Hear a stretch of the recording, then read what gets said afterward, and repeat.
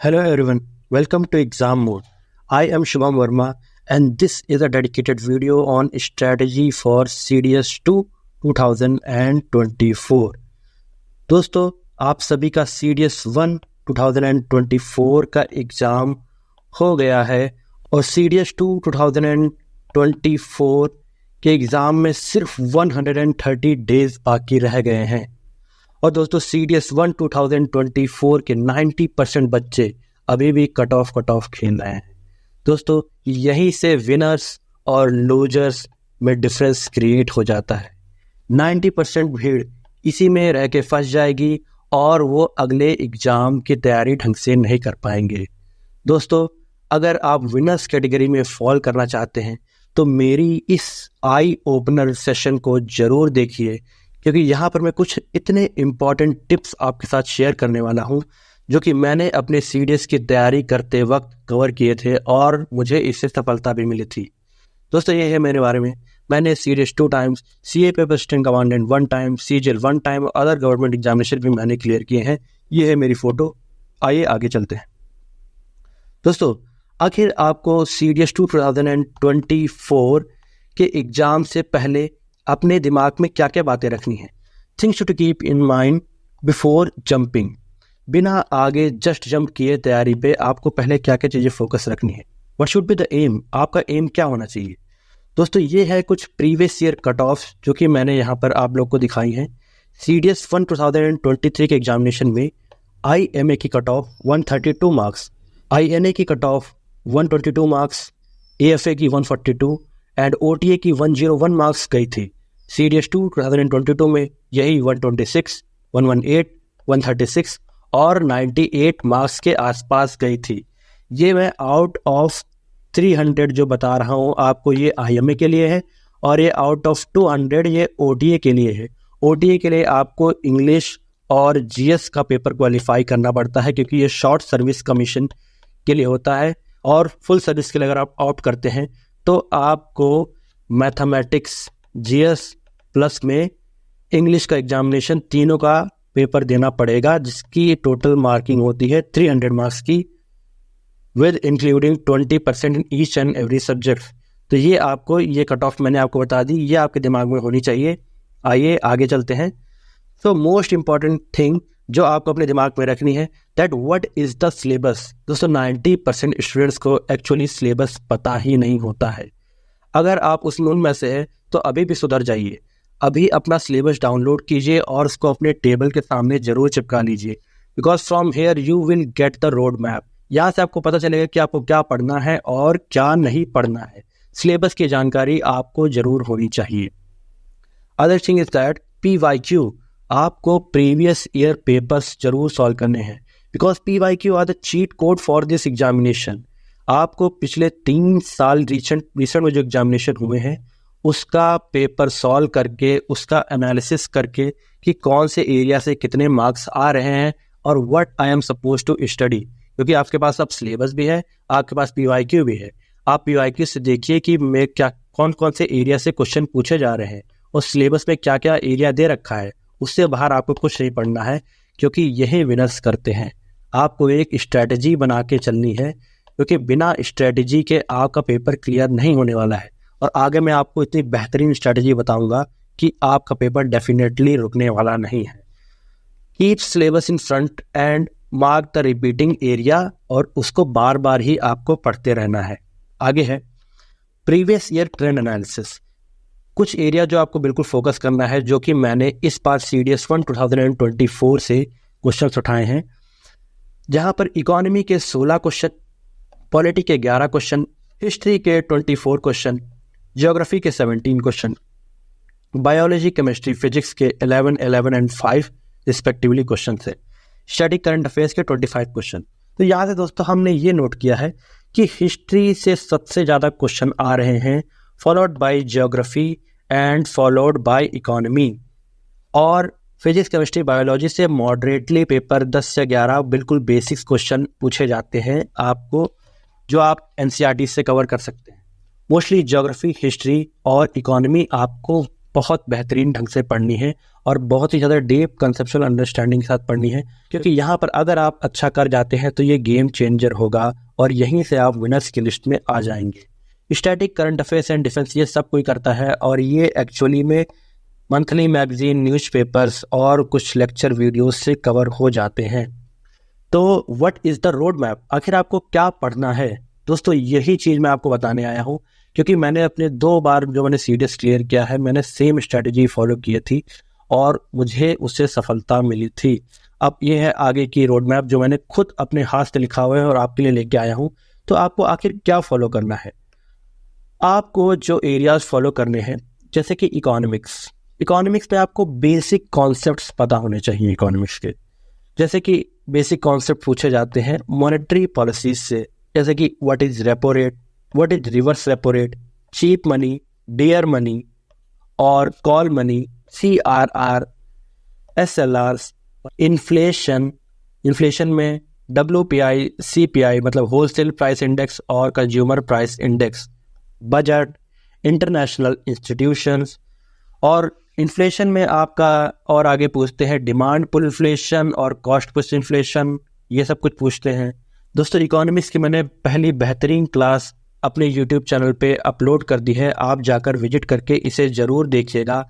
और ऐसे बहुत सारे लेक्चर्स इकोनॉमी के मैं यहाँ से लेने वाला हूँ बड़े ही क्रिस्प मैनर में, जो कि आपके पेपर को सॉल्व करने में आसानी से हेल्पफुल होने वाले हैं।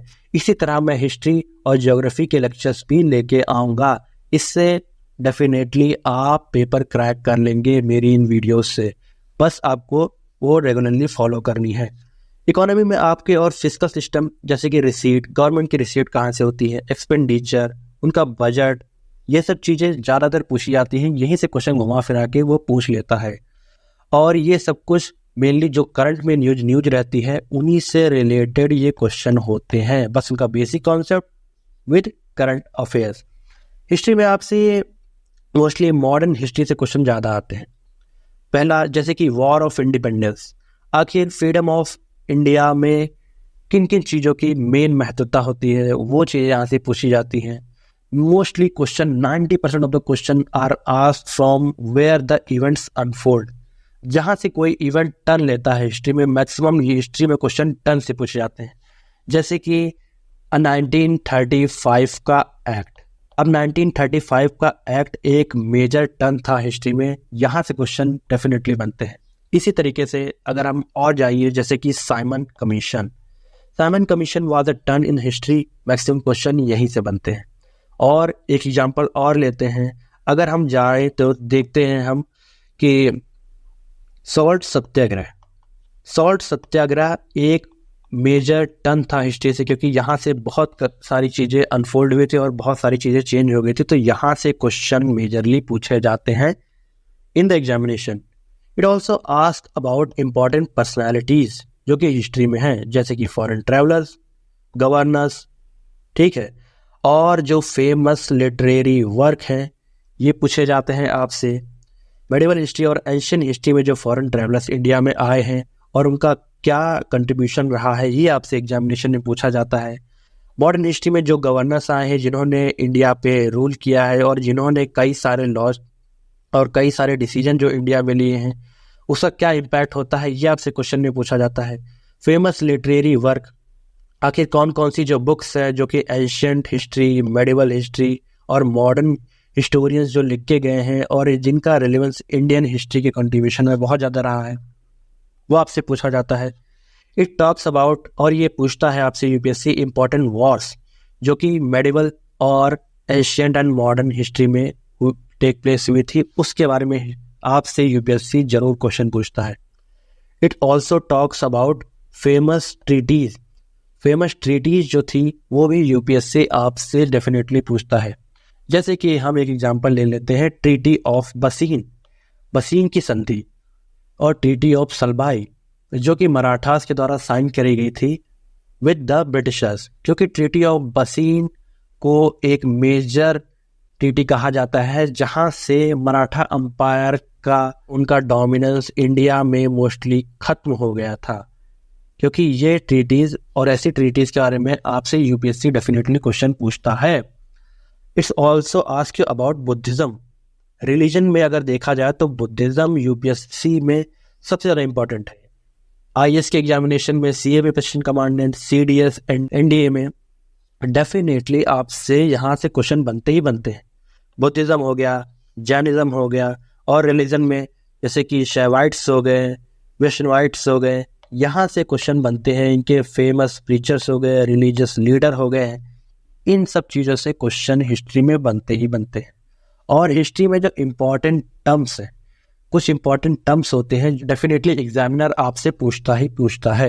ये इम्पॉर्टेंट टर्म्स भी आपको मैं अपने वीडियोस जो बनाऊंगा उसमें कवर कराऊंगा। आपको डेफिनेटली हिस्ट्री में इतने अच्छे तरीके से पढ़ा दूंगा कि वहाँ से आपके क्वेश्चन डेफिनेटली मिलने ही मिलने हैं।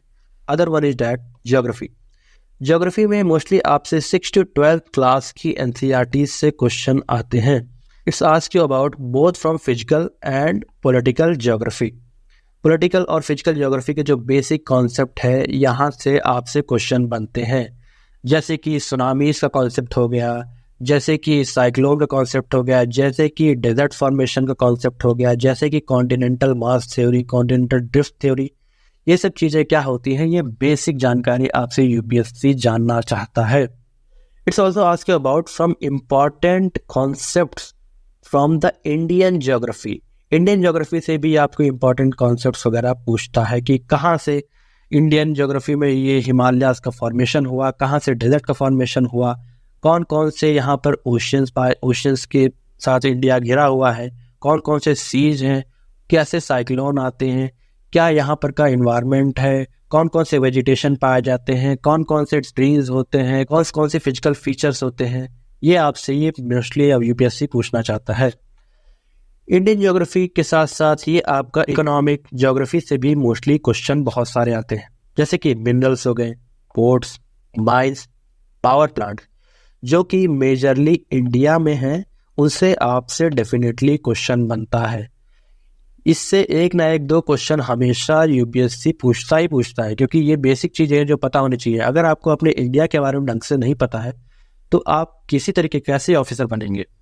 ये सब बेसिक जानकारी आपके लिए बहुत ज़रूरी है, क्योंकि कल आपकी डिप्लॉयमेंट अगर फील्ड पे होती है तो अगर आपको इन सब की बेसिक जानकारी है तो डेफिनेटली आप अच्छे तरीके से मैनेज कर पाएंगे अपने दिए हुए काम को।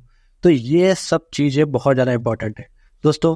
मैं अपने यूट्यूब चैनल पे करंट अफेयर्स साथ ही साथ इन basic chapters of economics, history and geography मैं लेके आऊँगा। साथ ही साथ आपको PYQs और जो क्वेश्चन एक्सपेक्टेड हैं, जो एग्ज़ाम में आ सकते हैं, उनको भी मैं लाने वाला हूँ। तो आपको मेरी वीडियोस को फॉलो करते रहना है और मेरे चैनल को सब्सक्राइब कर लीजिए और इसे अपने दोस्तों के साथ भी शेयर कर लीजिए, क्योंकि ये सब चीज़ें जो मैं बताने वाला हूँ अपने एक्सपीरियंस साथ बताऊँगा।